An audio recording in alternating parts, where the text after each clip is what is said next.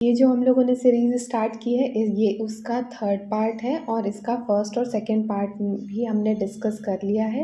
Even उसके MCQs भी discuss किए हैं। अगर आपने वो वीडियोस नहीं देखी हैं तो आप जा कर के प्लेलिस्ट चेक कर सकते हैं।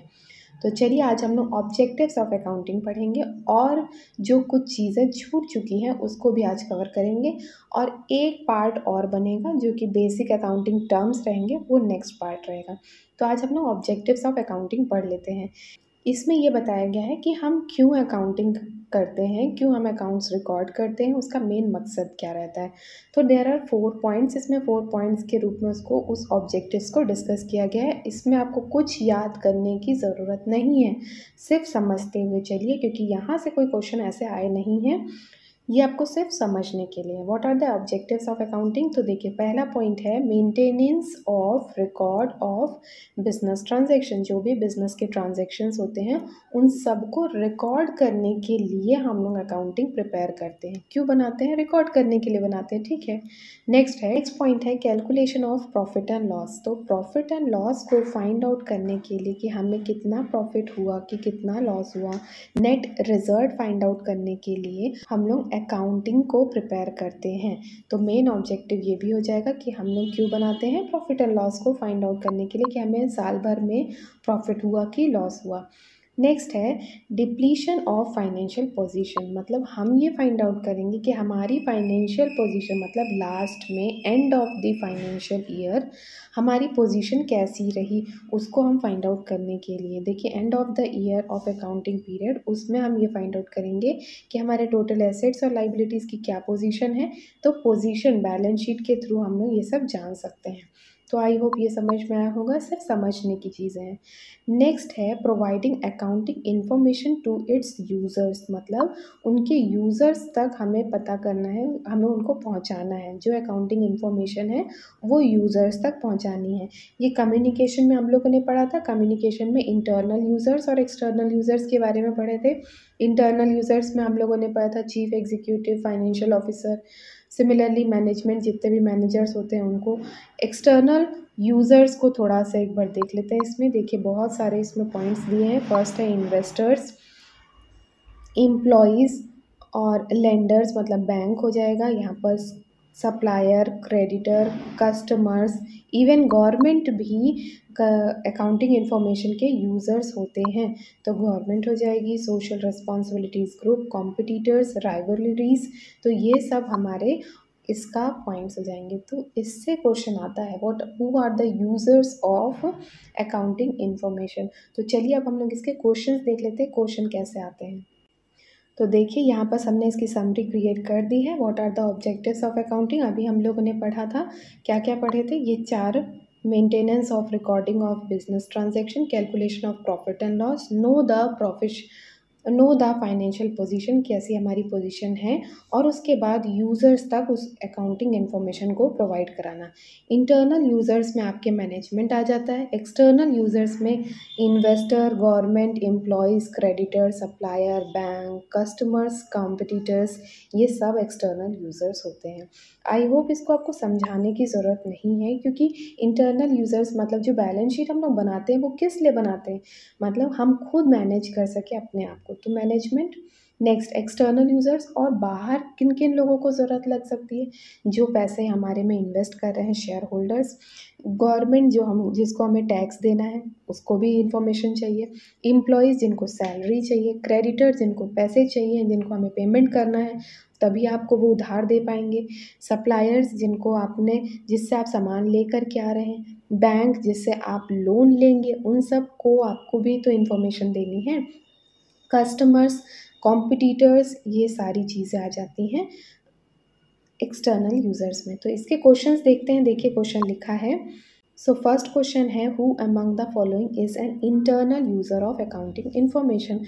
सो पहला है स्टॉक होल्डर्स। स्टॉक होल्डर्स मतलब होते हैं जो कि शेयर होल्डर्स होते हैं, सप्लायर, गवर्नमेंट, ये सब तो एक्सटर्नल यूज़र्स होते हैं, ठीक है। इंटरनल यूज़र सिर्फ और सिर्फ मैनेजमेंट या मैनेजर होते हैं। आई होप ये क्लियर होगा। नेक्स्ट देखते हैं users of accounting information includes, ये सारे अकाउंटिंग इन्फॉर्मेशन के यूज़र्स होते हैं। इसमें अगर मैनेजर भी होता तो भी आता, क्यों? क्योंकि manager is also a user whether it is a internal user ही क्यों नहीं है, लेकिन है तो यूज़र। तो आई होप ये समझ में आया होगा क्वेश्चंस कैसे आ रहे हैं और यूज़र से ही क्वेश्चन आ रहे हैं। नेक्स्ट इसके बाद हम लोग एक बेसिक चीज़ जो कि इसमें नहीं दी है, स्टेजेस ऑफ अकाउंटिंग एक बार देखते हैं। इसमें देख सकते हैं आप, पहला हम लोगों ने पढ़ा है आइडेंटिफिकेशन, नेक्स्ट है measurement. Identification, measurement, recording, classifying. ये जो 4 पॉइंट्स हैं, ये चारों पॉइंट्स बुक कीपिंग के अंदर आते हैं। मतलब क्या है, आइडेंटिफाई करना। हम पहले आइडेंटिफाई करेंगे कि क्या चीज़ फाइनेंशियल नेचर है, क्या नहीं है। मेज़रमेंट करेंगे, उनको हम लोग रुपीज़ में मेज़र कर सकते हैं कि नहीं, किस फॉर्म में उसको मेज़र करेंगे, तो वो यूनिट लिखना। रिकॉर्ड, अगर वो मेज़रमेंट हो सकता है तो उसको हम लोग रिकॉर्ड करेंगे, फिर उसको क्लासीफाई किया जाएगा। ये सारी जो चीज़ें हैं, ये सब हमारा किस में आता है, बुक कीपिंग के अंदर आता है। नेक्स्ट है, अगर हम लोग अकाउंटिंग की बात करें तो अकाउंटिंग प्रोसेस में ये सारी चीज़ें अकाउंटिंग प्रोसेस में इंक्लूड रहती हैं। मतलब इसमें आइडेंटिफिकेशन भी है, मेज़रमेंट भी है, रिकॉर्डिंग है, क्लासिफाइंग, समराइजिंग, एनालाइजिंग, इंटरप्रेटिंग और कम्युनिकेटिंग, ये सारी चीज़ें इसमें आती हैं।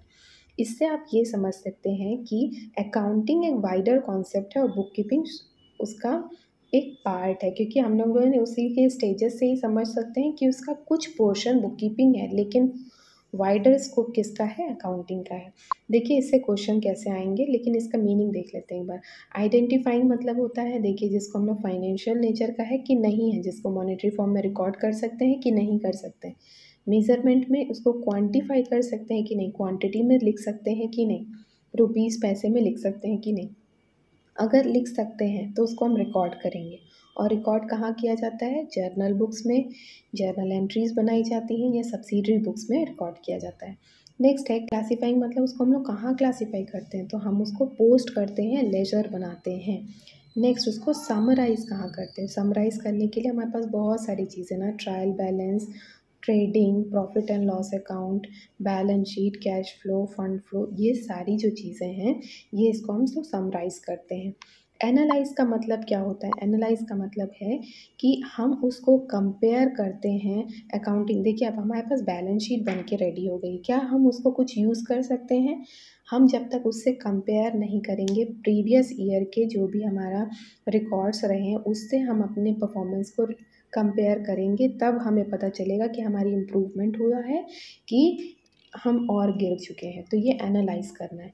इंटरप्रेट मतलब यहाँ पर हम फाइंड आउट करते हैं कुछ क्वेश्चंस को, व्हाट हैड हैपेंड, क्या हो चुका है, ऐसा क्यों हुआ है, और क्या होना चाहिए उसकी जगह। तो ये हम अब हमने एनालाइज़ कर लिया कि हमने प्रीवियस ईयर से इस साल का हमने अकाउंटिंग रेशियो और कंपैरेटिव स्टडीज़ के थ्रू हमने एनालाइज़ किया। अब हम अपने क्वेश्चंस को इंटरप्रेट करेंगे, हमने ऐसा क्यों किया, वाई ऐसा क्यों हुआ, और इसकी जगह होना क्या चाहिए था। आई होप समझ में आया होगा। नेक्स्ट है कम्युनिकेटिंग, किसको कम्युनिकेट करना है, इंटरनल यूज़र्स और एक्सटर्नल यूज़र्स को हमें कम्युनिकेट करना है, जो कि अभी हम जस्ट पढ़ के आए हैं। अब इसके क्वेश्चंस देखते हैं। सो फर्स्ट क्वेश्चन है, which one of the following is not a part of accounting process. Accounting process का कौन सा पार्ट नहीं है, देख सकते हैं क्वेश्चन आया है, KVS में आया है 2017 में। रिकॉर्डिंग है, क्लासिफिकेशन है, इंटरप्रिटेशन है, लेकिन डिस्ट्रीब्यूशन नहीं है। तो इसका करेक्ट आंसर होगा डिस्ट्रीब्यूशन। आई होप समझ में आया है। नेक्स्ट क्वेश्चन देखते हैं, which one of the following is not a feature of book keeping. Book keeping का फीचर नहीं है। जब आप बुक कीपिंग के बारे में डिटेल में एनालाइज करेंगे तब उसमें पता चलता है कि book keeping is does not require any special skills. मतलब इसमें बेसिक स्किल्स अगर आपके पास हैं तो आप उससे बुक कीपिंग क्रिएट कर सकते हैं, लेकिन अकाउंटिंग के लिए एनालिटिकल नॉलेज होनी ज़रूरी है। ये आप डिफरेंसेस में पढ़ेंगे बुक कीपिंग और अकाउंटिंग में। तो आई होप ये समझ में आया होगा। देखिए ये क्वेश्चंस आप लोग भी प्रैक्टिस कर सकते हैं, और साथ साथ क्वेश्चन प्रैक्टिस करने से आपको समझ में आ रहा है कि हमने जो पढ़ा है क्या वो यूज़फुल है कि नहीं। यहाँ से हम लोगों को ये क्लियर हो जाता है। आई होप यहाँ तक आपको सब समझ में आ गया होगा। नेक्स्ट वीडियो जो रहेगी उसमें हम लोग डिस्कस करेंगे बेसिक अकाउंटिंग टर्म्स और उससे रिलेटेड जो भी क्वेश्चंस अभी तक आ चुके हैं। वीडियो अच्छी लगेगी तो लाइक और शेयर ज़रूर कीजिएगा। Thank you so much.